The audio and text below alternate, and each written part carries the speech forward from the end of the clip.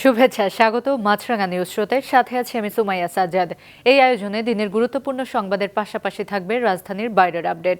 এছাড়া থাকছে বাণিজ্য ও ক্রীড়া সহ আন্তর্জাতিক অঙ্গনের নানান খবর। প্রথমেই সারাদিনের নিউজ আপডেট। রাষ্ট্রপতি পদে বিএনপির প্রার্থী এখনো চূড়ান্ত হয়নি বলে জানিয়েছেন জাতীয় সংসদের চিফ হুইপ নুরুল ইসলাম মনি। তবে প্রার্থী যেই হন, সংবিধানের ৭০ অনুচ্ছেদ অনুযায়ী কেউ দলের সিদ্ধান্তের বিপক্ষে ভোট দিলে তার সংসদ সদস্য পদ বাতিল হবে জানান তিনি। অন্যদিকে বিরোধী দলের চিফ হুইপ নাহিদ ইসলাম বলেছেন, তারা গণতন্ত্রের জন্য অংশগ্রহণমূলক নির্বাচন চান। সকালে জাতীয় সংসদ ভবনে ভারপ্রাপ্ত স্পিকারের সভাপতিত্বে ইসি সচিবের সঙ্গে রাষ্ট্রপতি নির্বাচনের প্রস্তুতি সভা শেষে তারা এসব কথা বলেন। বৈঠক শেষে সংবাদ সম্মেলনে চিফ হুইপ নুরুল ইসলাম মনি বলেন, সংবিধানের ৭০ অনুচ্ছেদ অনুযায়ী দলের প্রার্থীর বিপক্ষে সদস্যরা ভোট দিতে পারবেন না। প্রকাশ্যে এই ভোট অনুষ্ঠিত হবে। বিএনপি দলীয় প্রার্থী এখনো চূড়ান্ত হয়নি জানিয়ে তিনি বলেন, প্রধানমন্ত্রী প্রার্থী চূড়ান্ত করবেন। বিরোধী দলের চিফ হুইপ নাহিদ ইসলাম বলেন, গণতন্ত্রের জন্য অংশগ্রহণমূলক নির্বাচন চান তারা। জুলাই সনদ অনুযায়ী রাষ্ট্রপতি নির্বাচন না হওয়া হতাশাজনক বলেও মন্তব্য করেন তিনি।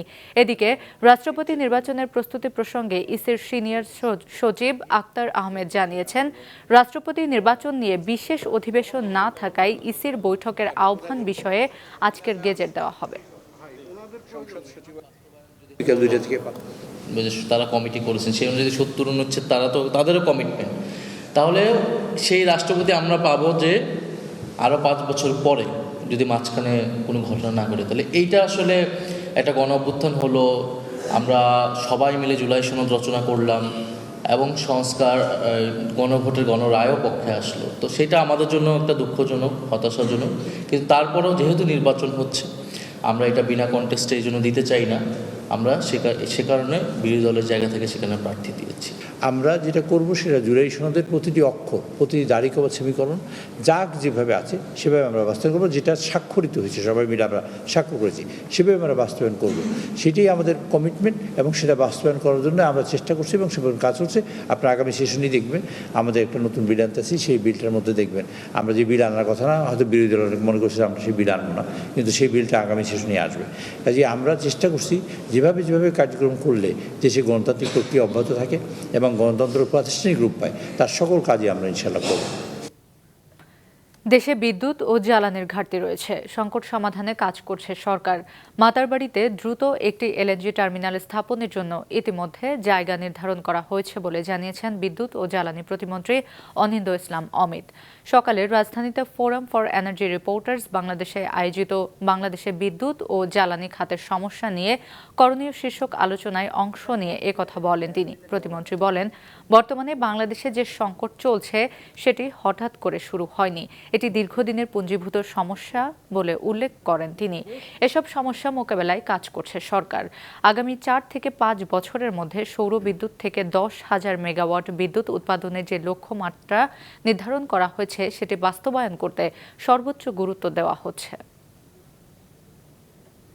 আমরা বলছি, কিন্তু সত্য কথাটি হচ্ছে অঙ্কের হিসেবে এটি ৩০ মাস থেকে ৩৬ মাসের আগে একটা এফএসআরইউ ফাংশন করা কিন্তু রিয়েলি চ্যালেঞ্জিং। আমরা মাতার বাড়িতে কোথায় এলএনজি টার্মিনাল করব সেই জমিটা আমরা মার্ক করেছি এবং এই জমি নির্ধারিত সময়ের মধ্যে অধিগ্রহণ পূর্বক আমরা আমাদের কাজটা ইনশাল্লাহ শুরু করব।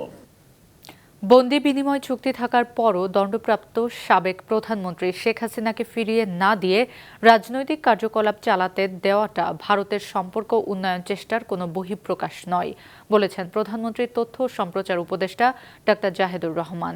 সকালে সচিবালয়ের সংবাদ সম্মেলনে তিনি আরও বলেন, শেখ হাসিনার সময়ে ভারতের বিভিন্ন সংস্থায় এদেশে যেভাবে কাজ করেছে তারা এখন আর সেভাবে কাজ করতে পারবে না। যেহেতু আমন্ত্রণ রয়েছে, তাই প্রধানমন্ত্রী যে কোনো সময় ভারত সফরে যেতে পারেন বলেও জানান তিনি। ক্রিকেটার সাকিব আল হাসানকে নষ্ট পচে যাওয়া মানুষ আখ্যা দিয়ে উপদেষ্টা জানান, দেশে ফিরলে তাকে আইনি প্রক্রিয়ায় বিচারের মুখোমুখি করা হবে। ভারতের কোনো সংস্থা, কোনো প্রতিষ্ঠান আগে যেভাবে বাংলাদেশে কাজ করেছে, আমি হাসিনার আমলের কথা বলছি, যে ধরনের অ্যাটিটিউড করেছে সেটা হতে পারবে না। আমরা আলাপ করছি সেটা একটা স্বাধীন সার্বভৌম আত্মমর্যাদাশীল জাতির সাথে যেভাবে আচরণ করতে হয়, কথা বলতে হয়। ভারতের নিরাপত্তা নিয়ে তাদের কোনো বক্তব্য থাকতে পারে, আমাদেরও থাকতে পারে, এগুলো নিয়ে আলাপ আলোচনা হবে। কিন্তু ওই যে বললাম, দুটো স্বাধীন সার্বভৌম দেশ আলাপ করছে, এভাবে এটা হতে হবে। বাংলাদেশে বিনিয়োগের অনুকূল পরিবেশ বিরাজ করছে। আগ্রহী বিদেশি বিনিয়োগকারীদের সব ধরনের সহযোগিতা করতে সরকার প্রস্তুত বলে জানিয়েছেন প্রধানমন্ত্রী তারেক রহমান। সচিবালয়ে মন্ত্রিপরিষদ বিভাগের সভাকক্ষে American chamber of commerce in বাংলাদেশের প্রতিনিধি দলের সঙ্গে সৌজন্য সাক্ষাৎকালে তিনি একথা বলেন। সংগঠনটির সভাপতি ও মাস্টার কার্ডের ভাইস প্রেসিডেন্ট সৈয়দ মোহাম্মদ কামালের নেতৃত্বে ৮ সদস্যের একটি প্রতিনিধি দল সাক্ষাতে অংশ নেয়। এ সময় তারা প্রায় ২ মাস আগে সংগঠনটির নতুন কমিটির দায়িত্ব নেওয়ার বিষয়টি সরকার প্রধানকে জানান। এ সময় উপস্থিত ছিলেন বাণিজ্য মন্ত্রী খন্দকার আব্দুল মুক্তাদির, প্রধানমন্ত্রীর ডাক, টেলিযোগাযোগ ও তথ্য প্রযুক্তি উপদেষ্টা রেহান আসিফ আসাদ এবং বিডার নির্বাহী চেয়ারম্যান আশিক চৌধুরী। প্রধানমন্ত্রী তারেক রহমান কর্মসংস্থান সৃষ্টির লক্ষ্যে ভিসার একটি প্রযুক্তি ডেভেলপমেন্ট সেন্টার বা গ্লোবাল সার্ভিস সেন্টার বাংলাদেশ স্থাপনের জন্য ভিসার প্রতিনিধির প্রতি আহ্বান জানিয়েছেন।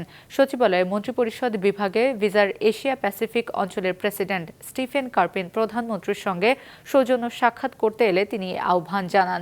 প্রধানমন্ত্রীর উপপ্রেস সচিব শাহাদাত স্বাধীন একথা জানান। সাক্ষাৎকালে প্রধানমন্ত্রী বাংলাদেশের ডিজিটাল আর্থিক সেবা ও প্রযুক্তি সম্প্রসারণে বেসরকারি খাতের অংশীদারত্বকে স্বাগত জানান। এ সময় স্টিফেন কার্পিন বাংলাদেশে বিনিয়োগ ও ব্যবসা সম্প্রসারণে ভিসার আগ্রহের কথা জানান।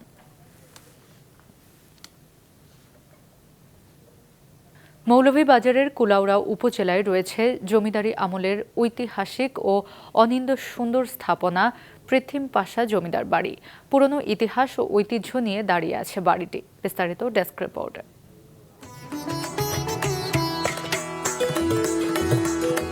দৃষ্টিনন্দন স্থাপত্য, নকশা খচিত মসজিদ, ইমামবাড়া, কারুকার্যময় দালান কোঠা আর সামনে সুবিশাল দিঘি ও শান বাঁধানো ঘাট। প্রায় ২৫ একর জায়গা জুড়ে দাঁড়িয়ে আছে মৌলভীবাজারের কুলাউড়া উপজেলার পৃথিম পাশা জমিদার বাড়ি।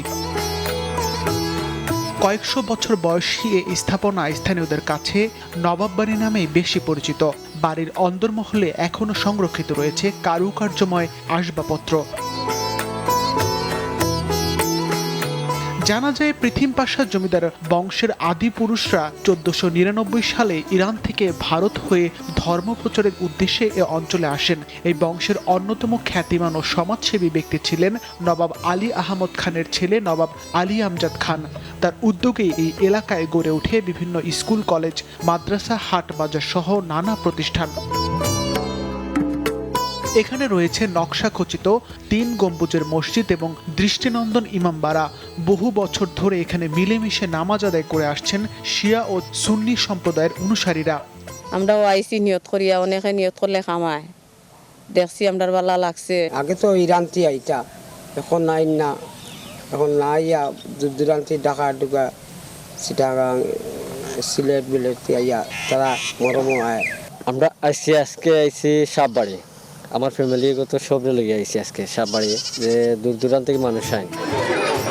কারবালার শোক স্মরণে প্রতি বছর মহরম মাসে ইমামবাড়াকে ঘিরে জমে ওঠে নানা আয়োজন। দেশ বিদেশ থেকে আসা দর্শনার্থীদের উপস্থিতিতে প্রাণ ফিরে পায় জমিদার বাড়ি।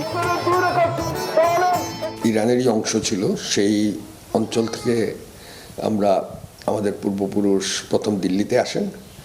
পরবর্তীতে উনি পাঠান রাজত্বকালে এই অঞ্চলে আমাদের উনি আগমন করেন। আমরা যেহেতু উত্তরাধিকার সূত্রে এই বাড়ি প্রাপ্ত এবং আমাদের পরিবারের অন্যান্য সদস্যরা এই বাড়িতে বসবাস করেন এবং চেষ্টা করি, আমরা সকলেই চেষ্টা করেন যে এই বাড়িটা যাতে তার ঐতিহ্য রেখে টিকে থাকতে পারে।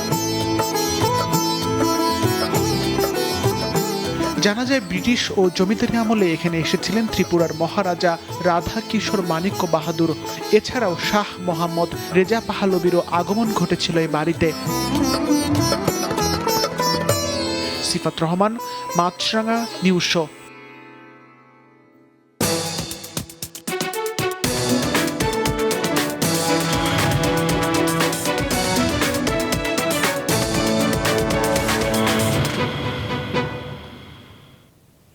এল নিনোর প্রভাবে কৃষিপণ্যের উৎপাদন যখন ঝুঁকিতে, সেখানে এই আবহাওয়ায় বেশ লাভবান হচ্ছেন ইন্দোনেশিয়ার লবণ চাষিরা। উষ্ণ এই আবহাওয়া আরও দীর্ঘস্থায়ী হোক, এটাই চাচ্ছেন তারা। বিস্তারিত ডেস্ক রিপোর্টে। দীর্ঘদিনের খরা যেখানে কৃষকের জন্য দুর্ভোগ বয়ে আনে, সেখানে তা আশীর্বাদ হয়ে এসেছে ইন্দোনেশিয়ার লবণ চাষিদের জন্য। এল নিনোর প্রভাবে শুষ্ক এই মৌসুমে লবণ উৎপাদন বেড়েছে দেশটির পশ্চিম জাভা প্রদেশে। ইন্দোনেশিয়ার পশ্চিম জাভার সিরেবন অঞ্চল দেশটির অন্যতম প্রধান লবণ উৎপাদন কেন্দ্র। এল নিনোর কারণে চলতি বছর বৃষ্টিপাত কম হয়েছে, আর সেই দীর্ঘ শুষ্ক আবহাওয়ায় সমুদ্রের পানি দ্রুত বাষ্পীভূত করে লবণ উৎপাদনের আদর্শ পরিবেশ তৈরি করেছে। বিশ্লেষকরা বলছেন, জলবায়ু পরিবর্তনের বৈপরীত্যই এখন সবচেয়ে বড় বাস্তবতা। একদিকে এই আবহাওয়া খাদ্য নিরাপত্তার জন্য নতুন ঝুঁকি তৈরি করছে, আবার অন্যদিকে লবণ চাষে মিলছে সাফল্য। গত বছরের একই সময় যেখানে মাসে মাত্র 25 থেকে 30 টন লবণ উৎপাদিত হয়েছিল, সেখানে এবার জুলাই মাসেই লবণের উৎপাদন পৌঁছেছে প্রায় 600 টনে। লবণের উৎপাদন কম হলে আমরা ক্ষতির মুখে পড়ব। এর সবটাই আবহাওয়ার উপর নির্ভর করে। ইন্দোনেশিয়ার বেশিরভাগ লবণ উৎপাদন স্বল্প প্রযুক্তির পদ্ধতির ওপর নির্ভরশীল। তবে শুষ্ক মৌসুমে অগভীর উপকূলীয় পুকুরে সমুদ্রের পানি বাষ্পীভূত করা হয়। আবহাওয়া অধিদপ্তরের পূর্বাভাস বলছে, চলতি বছর শুষ্ক মৌসুম স্থায়ী হতে পারে অক্টোবর পর্যন্ত। এতে লবণের উৎপাদন আরও বাড়বে বলে আশাবাদী লবণ চাষিরা। আর এল নিনো যেন প্রতি বছর ফিরে আসে, তেমনটাও প্রত্যাশা তাদের। খরাটা যেন আরো দীর্ঘস্থায়ী হয়, এটাই আমার প্রত্যাশা। তাহলে আমি আরো বেশি আয় করতে পারবো, পর্যাপ্ত লবণ সংরক্ষণ করতে পারবো এবং আমার দৈনন্দিন প্রয়োজন মেটাতে পারবো। চিরেবনের 1400 হেক্টর জুড়ে বিস্তৃত লবণ ক্ষেত্রগুলো ইন্দোনেশিয়ার 10টি লবণ উৎপাদনকারী অঞ্চলের একটি ক্ষুদ্র অংশ মাত্র। দেশটিতে 17,000 দ্বীপ এবং অনেক উপকূল রেখা রয়েছে। আমিনা লুসি, মাছরাঙা, নিউজ শো। সৌর বিদ্যুৎ প্রকল্পের যাত্রা শুরু করল গুঞ্জ ইউনাইটেড লিমিটেড। ঢাকা রপ্তানি প্রক্রিয়াকরণ অঞ্চল ডিইপিজেড এর নিজস্ব কারখানায় 424 কিলোওয়াট ক্ষমতার রুফটপ সোলার পিভি প্রকল্পের নির্মাণ কাজ শেষ হয়। ইউনাইটেড গ্রুপ ও জাপানের গুঞ্জে কর্পোরেশনের যৌথ উদ্যোগে প্রকল্পটি চালু করা হয়েছে। 722টি উচ্চ ক্ষমতা সম্পন্ন সোলার প্যানেল নিয়ে গঠিত এই রুফটপ সোলার প্রকল্পটি এখন পুরোদমে সচল রয়েছে।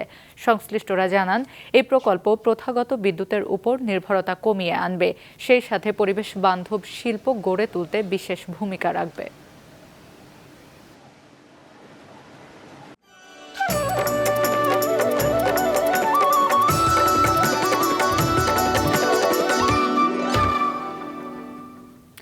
শ্রীলঙ্কার রাজধানী কলম্বোতে অনুষ্ঠিত হল আন্তর্জাতিক ঘুড়ি উৎসব।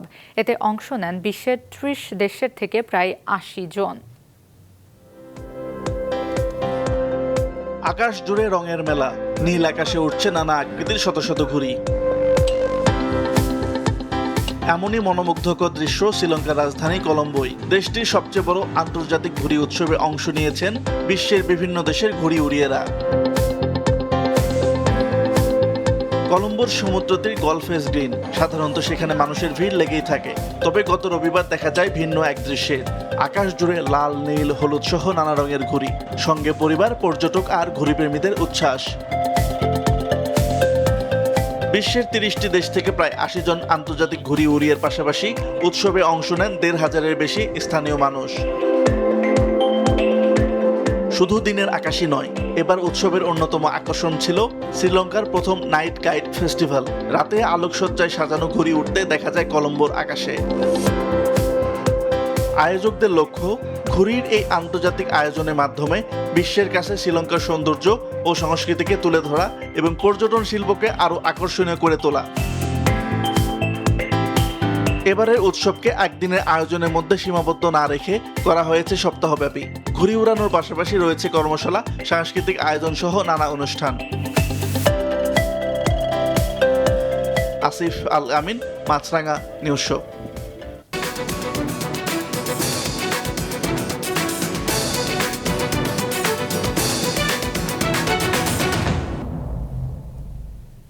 কলম্বিয়ার পশ্চিমাঞ্চলে 7.4 মাত্রার শক্তিশালী ভূমিকম্পে প্রাণহানি বেড়ে দাঁড়িয়েছে 132 জনে। ধ্বংসস্তূপের নিচে এখনও আটকা পড়ে আছে বহু মানুষ। ধ্বংসস্তূপের সামনে স্বজনদের আহাজারি, কেউ মাটির নিচে আটকে থাকা প্রিয়জনদের নাম ধরে ডাকছেন, কোথাও খালি হাতে চলছে উদ্ধার কাজ, কোথাও নিস্তব্ধ অপেক্ষা কখন পাওয়া যাবে স্বজনদের খোঁজ। আর উদ্ধারকর্মীরা ধ্বংসস্তূপ সরিয়ে খুঁজছেন জীবনের স্পন্দন। কলম্বিয়ায় আঘাত হানা ভূমিকম্পগুলোর মধ্যে শতাব্দীর সবচেয়ে শক্তিশালী এই ভূমিকম্প দেশটির পশ্চিমাঞ্চলে আঘাত হানে।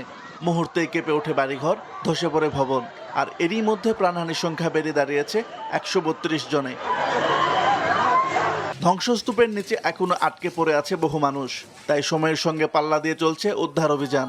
ভারী যন্ত্রপাতির পাশাপাশি অনেক জায়গায় হাত দিয়ে চলছে ধ্বংসাবশেষ থেকে উদ্ধার অভিযান। দেশটির কর্তৃপক্ষ জানিয়েছে ভূমিকম্পটির কেন্দ্রস্থল ছিল চোকা প্রদেশে সান হোসে দেল পালমার এলাকার কাছাকাছি। শক্তিশালী কম্পনের পর বিভিন্ন এলাকায় আতঙ্ক ছড়িয়ে পড়ে। কলম্বিয়ার ভূতাত্ত্বিক সংস্থা জানিয়েছে মূল ভূমিকম্পের পর এখন পর্যন্ত অনুভূত হয়েছে অন্তত 21টি আফটারশক। ফলে ধ্বংসস্তূপে আটকা পড়াদের উদ্ধারে যেমন ঝুঁকি বাড়ছে, তেমনি নতুন করে ভবন ধসের আশঙ্কাও তৈরি হয়েছে। ভূতাত্ত্বিক সংস্থাটি জানিয়েছে আগামী কয়েকদিনের মধ্যে আবারও ভূমিকম্প এবং আফটারশক হতে পারে, তাই ক্ষতিগ্রস্ত এলাকাগুলোতে সতর্কতা জারি করা হয়েছে। ধ্বংসস্তূপের পাশে অপেক্ষা করছে স্বজনরা, কারো চোখে আতঙ্ক, কারো চোখে প্রিয়জনকে ফিরে পাওয়ার আকুতি। আর উদ্ধারকর্মীদের প্রতিটি মুহূর্তের চেষ্টা, ধ্বংসস্তূপের নিচ থেকে হয়তো ফিরে আসবে আরও একটি প্রাণ। আসিফ আল আমিন, মাছরাঙা, নিউজ শো। যুদ্ধাপরাধ ও মানবতা বিরোধী অপরাধের দায়ে দোষী সাব্যস্ত করে সিরিয়ার সাবেক প্রেসিডেন্ট বাশার আল আসাদকে মৃত্যুদণ্ডের আদেশ দিয়েছেন দামেস্কের একটি আদালত। দেশটির গৃহযুদ্ধের সময় সংঘটিত অপরাধের দায়ে দোষী সাব্যস্ত করার পর আজ তার অনুপস্থিতিতে মৃত্যুদণ্ড দেয় আদালত। সিরীয়দের বিরুদ্ধে খুন, নির্যাতন ও অপব্যবহারের অভিযোগ প্রমাণিত হওয়ায় বাশারের ভাই মাহের আল আসাদ ও চাচাতো ভাই আতেফ নাজিবকেও মৃত্যুদণ্ডের রায় দিয়েছে আদালত। 2024-এর ডিসেম্বরে ক্ষমতাচ্যুত হওয়ার পর বাশার তার পরিবার নিয়ে রাশিয়ার মস্কো পালিয়ে যান। এখনও সেখানেই আছেন বলে ধারণা করা হয়। মরুর শহর দুবাই, যেখানে বৃষ্টির দেখা মেলে কালে ভদ্রে, অথচ এই শহরেই আছে এমন একটি রাস্তা যেখানে বছরের যে কোনো সময় বৃষ্টির আমেজ অনুভব করা যায়। সংযুক্ত আরব আমিরাতের শহর দুবাই। তীব্র গ্রীষ্মকালীন তাপমাত্রা বয়ে গেলেও শহরটিতে বৃষ্টির দেখা মেলে খুব কম। তবে তীব্র তাপপ্রবাহের মধ্যেই যেন আরামদায়ক পরিবেশ বজায় রাখা যায়, সে কারণে সেখানকার একটি এলাকায় তৈরি করা হয়েছে কৃত্রিম বৃষ্টির ব্যবস্থা। World islands and heart of Europe প্রকল্পের অংশ হিসেবে তৈরি হয়েছে ব্যতিক্রমী এই রেইনিং স্ট্রিট। 1 কিলোমিটার দীর্ঘ এই রাস্তা তৈরি করা হয়েছে ইউরোপিয়ান শহরের আদলে। রাস্তার দুপাশে রাখা হয়েছে ক্যাফে, রেস্তোরাঁ আর ইউরোপীয় ধাঁচের সব স্থাপনা। সব মিলিয়ে মধ্যপ্রাচ্যের শহরে ইউরোপের ভিন্ন এক পরিবেশ। ইউরোপীয় স্থাপত্য শৈলীর আদলে তৈরি রাস্তাটির নকশা এমনভাবে করা হয়েছে যেন মানুষ সারা বছরই বাইরের পরিবেশ উপভোগ করতে পারে। রেইনিং স্ট্রিটে আগতদের দেখা যায় স্বচ্ছ ছাতা হাতে নেচে গিয়ে বৃষ্টি উপভোগ করতে। It was a really unique experience. We had very fun. You can feel like you are walking through a European street. There is rain coming down all the day. It's like, I don't know, it just feels like nice. German প্রযুক্তির জলবায়ু নিয়ন্ত্রণ ব্যবস্থা ব্যবহার করে এই বৃষ্টিপাতের ব্যবস্থা করা হয়। ক্রমাগত বাইরের তাপমাত্রা পর্যবেক্ষণ করতে থাকে সেন্সরগুলো। তাপমাত্রা 27 ডিগ্রি সেলসিয়াসের বেশি হলেই যা সক্রিয় হয়। ভবনের ছাদ এবং দেয়ালের কার্নিশে থাকা বিশেষ পাইপ ও নজল থেকে বেরিয়ে আসে ঠান্ডা জল। সম্পূর্ণ পাম্পিং এবং শীতলীকরণ প্রক্রিয়াটিতে ব্যবহার হয় সৌরশক্তি। বৃষ্টির পানি রিসাইকেল করে আবারও ব্যবহারের উপযোগী করা হয়। রেইনিং স্ট্রিট দুবাইয়ের পর্যটনের অন্যতম আকর্ষণ।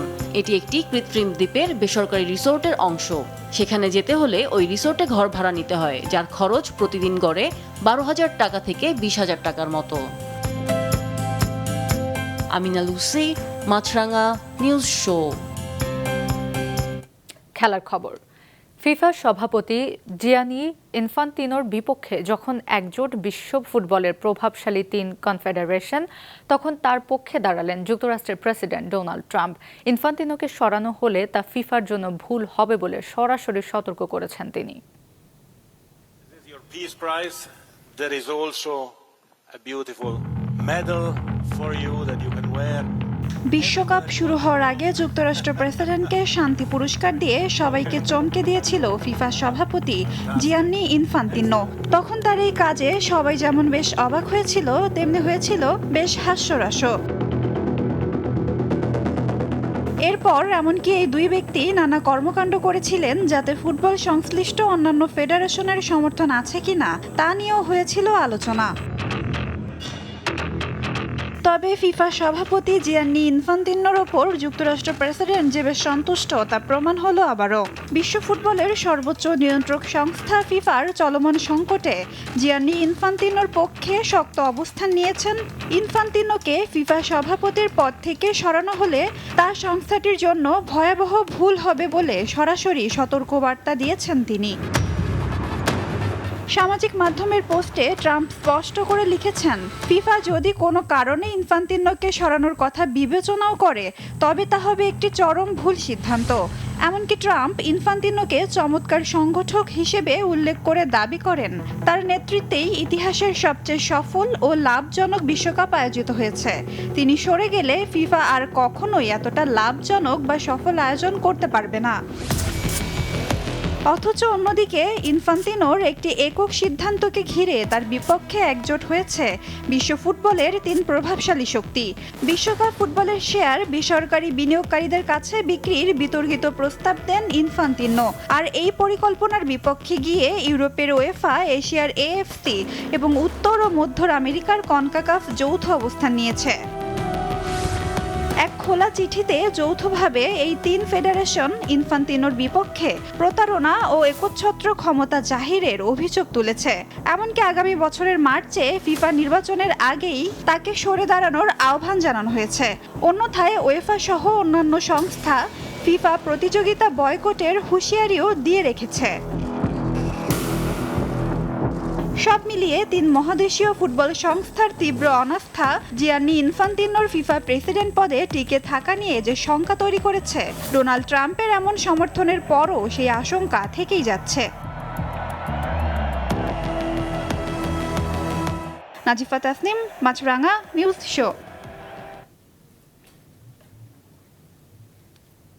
দর্শক, এই ছিল নিউজ শোর আজকের আয়োজন। আমাদের পরবর্তী সংবাদ সন্ধ্যা 7টায় দেখার আমন্ত্রণ রইল।